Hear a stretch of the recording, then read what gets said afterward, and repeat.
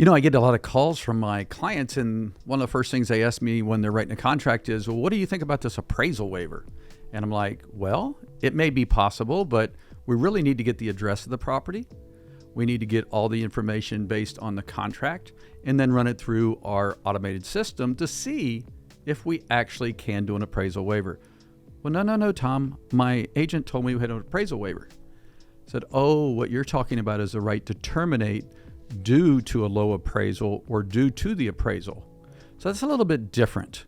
What that means, and I am definitely not a realtor, but what it means is that there's 3 different areas you can take a look at. Number 1, you can waive your right to terminate the contract if the appraisal comes in at any price.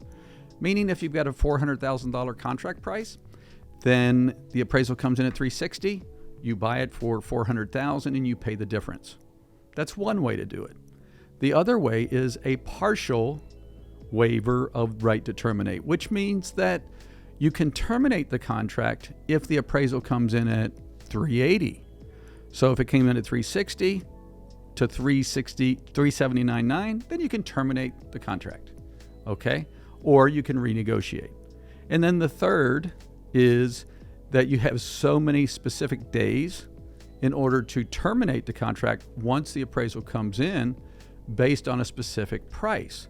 So those are different than an appraisal waiver. And if you have questions regarding this, please reach out to myself or your local legacy loan officer, and we can explain that to you.